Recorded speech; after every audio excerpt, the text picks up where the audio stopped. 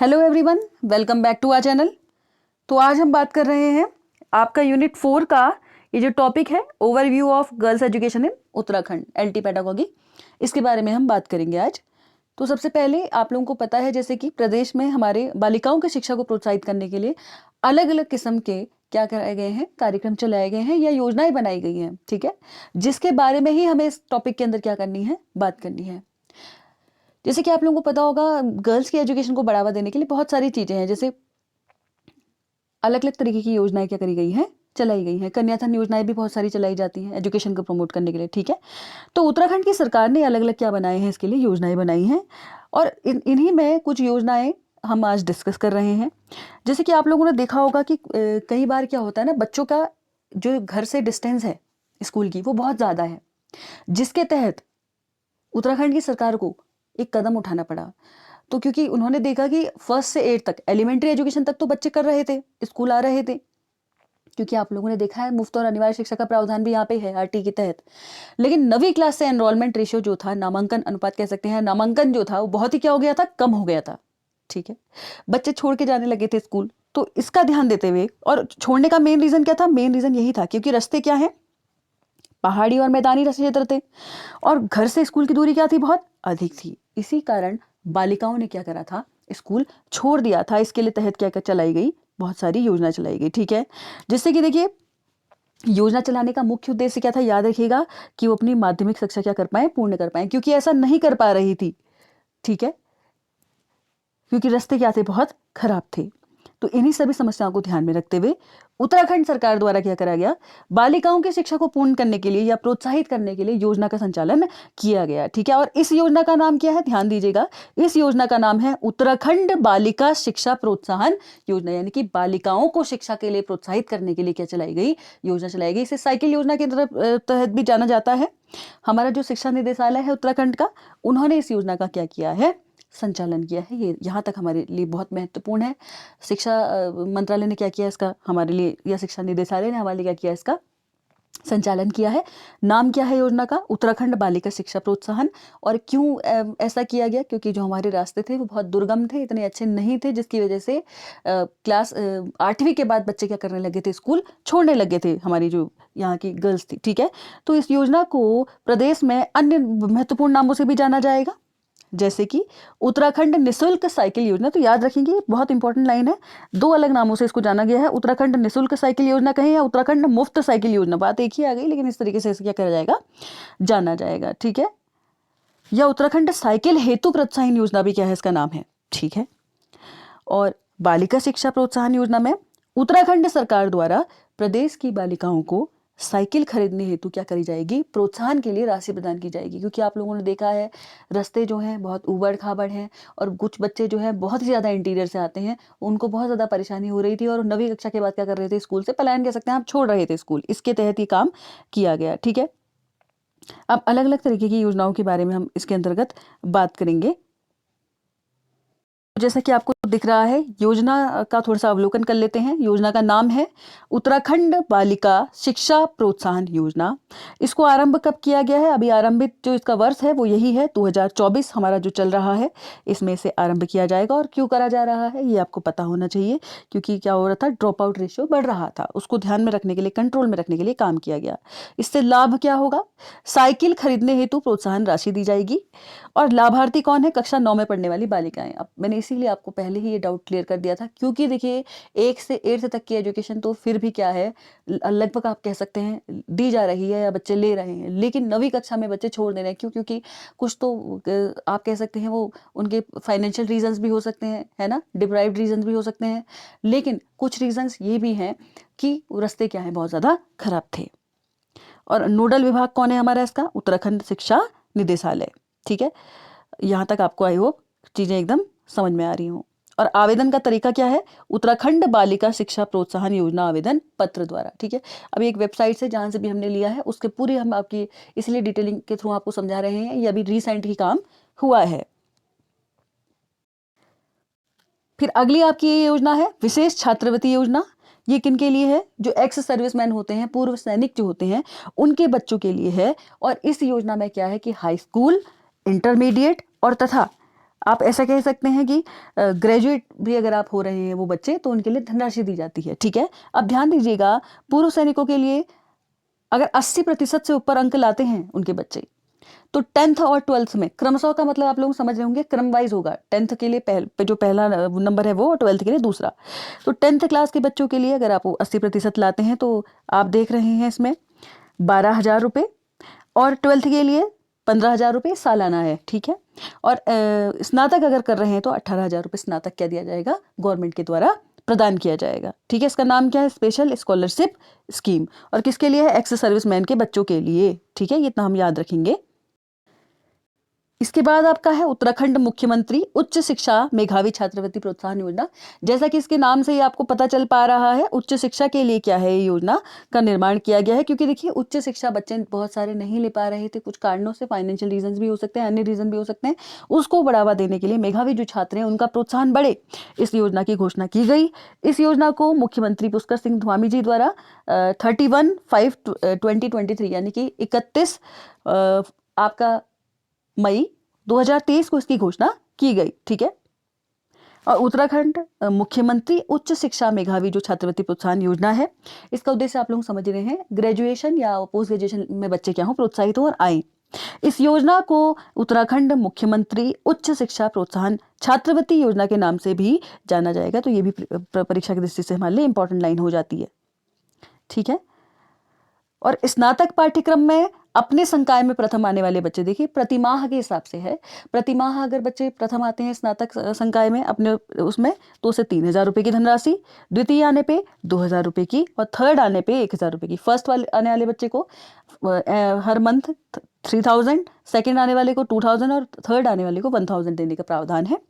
और अगर उसका ग्रेजुएशन पूरा हो जाता है, और अगर वो ग्रेजुएशन पूरा हो जाने पे अपने पूरे संकाय में, आप लोग समझ रहे होंगे, पूरा ओवरऑल ग्रेजुएशन में अगर वो फर्स्ट आता है तो उसे 35,000 रुपये, सेकेंड आने पे 25,000 और थर्ड आने पे 20,000 रुपये की धनराशि क्या की जा रही है, प्रदान की जा रही है। और स्नातकोत्तर में पाठ्यक्रम में अगर वर्षवार अपने संकाय में प्रथम आता है वो, ठीक है, अगर ग्रेजुएशन में अपने आप कह सकते हैं सालाना भी अगर वो अपने उसमें प्रथम आता है ओवरऑल में, तो प्रथम आने पे 5,000, सेकंड आने पे 3,000 और थर्ड आने पे 2,000 रुपये हर महीने की क्या की गई है, घोषणा की गई है। जैसे कि आप लोगों ने ध्यान दिया होगा, पुराने उसमें कुमाऊं यूनिवर्सिटी में क्या होता था, अगर आप फर्स्ट आते हैं तो आपको ईयरली फिर 10,000 रुपये दिया जाता था। या कोई पुरानी ज़माने की योजना ये भी थी कि अगर आपने आपके 75% से ऊपर है, 80% से ऊपर है, आपको 80,000 रुपये की धनराशि प्रदान की जाएगी अगर आप ग्रेजुएशन करते हैं। तो ये सारी योजनाएं भी इन्हीं के तहत आती हैं। ठीक है, स्नातकोत्तर पाठ्यक्रम पूरा हो जाने पे अपने संकाय में प्रथम आने पे 60,000 रुपये, द्वितीय आने पे 35,000 रुपये और तृतीय आने पे 25,000 रुपये की धनराशि दी जाएगी। ये भी इस योजना के तहत है। ठीक है, स्नातकोत्तर वाली ये हमारी योजना है। अब हमारी अगली जो योजना है वो है गौरा देवी कन्याधन योजना। तो गौरा देवी जो हमारी कन्याधन योजना, जैसे कि आप लोगों को पता है, गौरा देवी जो है ये भी हम याद रखेंगे, चिपको आंदोलन से क्या है, ये रिलेटेड है। ठीक है, अब क्या है, गौरा देवी कन्याधन योजना उत्तराखंड सरकार की एक क्या है, महत्वपूर्ण योजना है। और इसे कब शुरू किया गया था, 2015 में शुरू किया गया था। और ये योजना जो थी, आप लोगों को पता है, सेकेंडरी लेवल के बाद 12वीं कक्षाओं की जो लड़कियां होती हैं उनके लिए प्रमुखता थी। और ये योजना का जो मेन उद्देश्य था वो था कि अगर 12वीं पास होने के बाद छात्राओं को अग्रिम शिक्षा के लिए प्रोत्साहन देना है, कि 12वीं पास होने के बाद ड्रॉप आउट ना हो जाए, वो आगे पढ़ाई करें, इसलिए ये चलाई गई थी। और यह योजना केवल उन्हीं छात्राओं के लिए थी जो कि गरीब परिवार, यानी कि आप कह सकते हैं गरीबी रेखा से नीचे, यानी कि बीपीएल वाले जो होते हैं उनके लिए जनरली थी। और इसके लिए NIC उत्तराखंड के द्वारा क्या चलाया गया था, गौरा देवी कन्याधन योजना का आधिकारिक पोर्टल भी क्या किया गया है, तैयार किया गया है। याद रखिएगा, गौरा देवी योजना कन्याधन योजना बहुत इंपॉर्टेंट है क्लास 12th की जो लड़कियां होती हैं उसके बाद, ताकि वो अपनी पढ़ाई आगे कंटिन्यू रख सके, उसके लिए ये योजना चलाई गई थी। ये इसका मतलब मोटिव था। इसके लिए एक पोर्टल भी तैयार किया गया।